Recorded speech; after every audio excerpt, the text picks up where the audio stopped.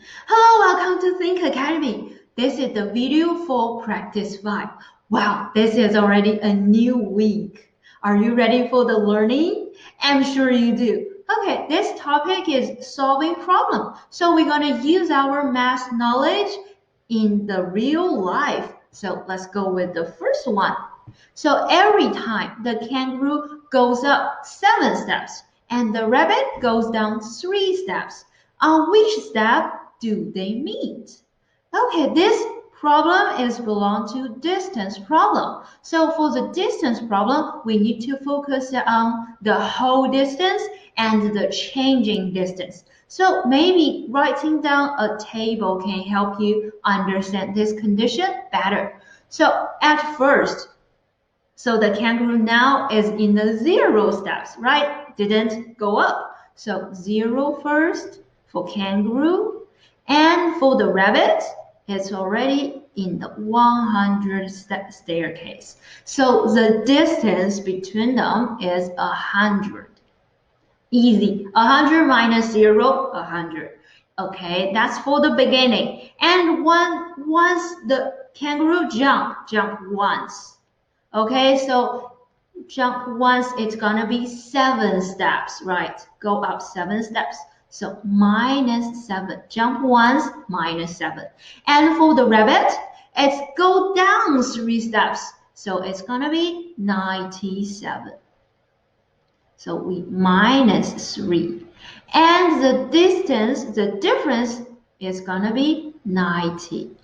Okay, the distance is 90, and we can see the difference, the changing distance is 10. Okay, is 10. Is less 10 now.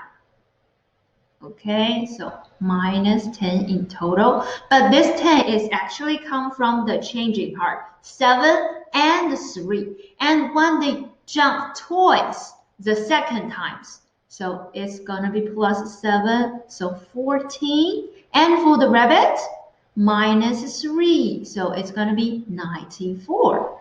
And what about the distance? It's going to be 80. See, it's 10 less again. So we know every time the distance is going to be less 10 steps. Every time less 10, every time less 10. So think about how many 10 in 100.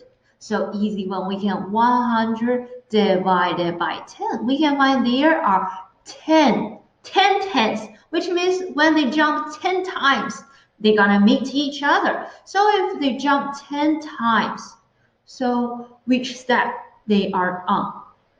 So if the kangaroo jump 10 times, every time is 7 steps. 7 times 10, it's gonna be 70 steps. Perfect. So it's the D, option D. And also you can start with the rabbit. So if the rabbit jump 10 times, every time goes down 3 steps.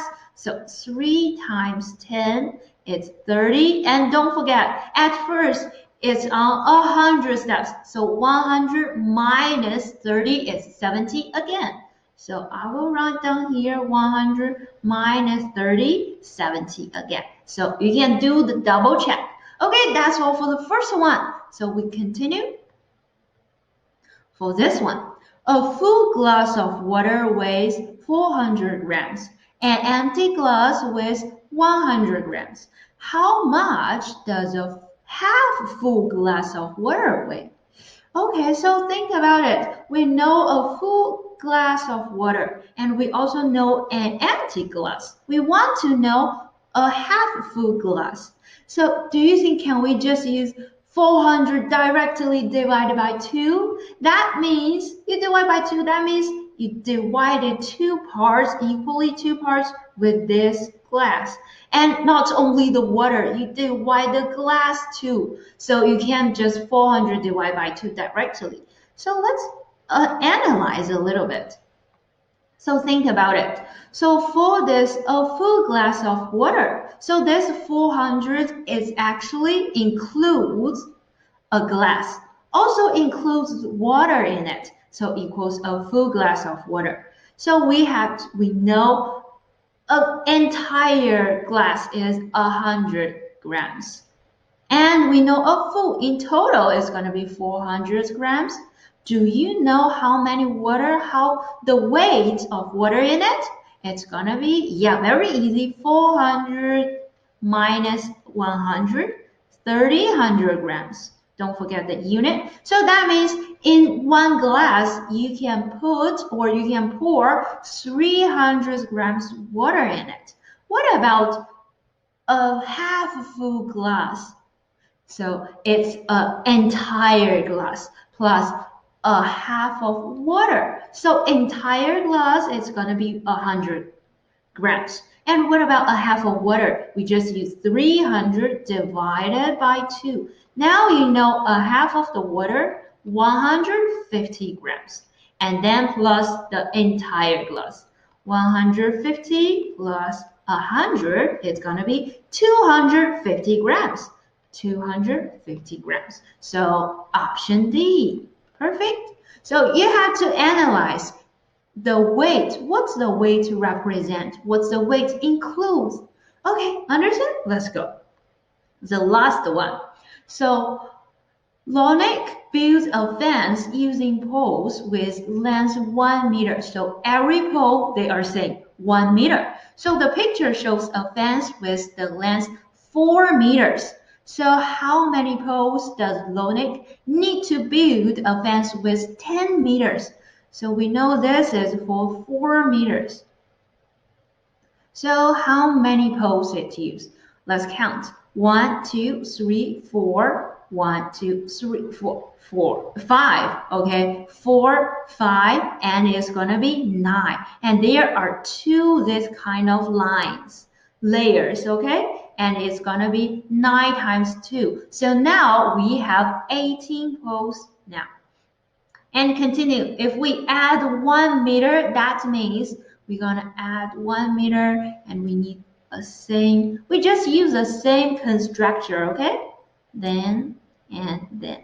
That's 1, 2, 3, 4. So if I change it into 5 meters, okay, 4 meter, 18 sticks. 5 meter is add 4. So we add 4, which is 22. What about 6?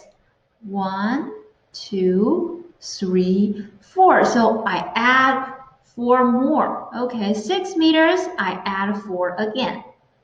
So it's going to be 26. See, 1 meter more, so 4 sticks more. So think about 10 meter is 6 meters, then 4 meter. So they're going to be 6 times 4, so which is 24 sticks more, 24 like poles more. So now we already have 18. So just 18 plus 24. It's gonna be easy, easy peasy. So 42, the option D. Okay, that's how we find it. You just find the pattern. 1 meter more, 4 sticks more. Done? If you have any question, let me know. So, and also, you can see in today's problem, we use the table to find the pattern. Also, you can use the table when you do different problems, okay, to help you understand the condition better. See you next time. Bye.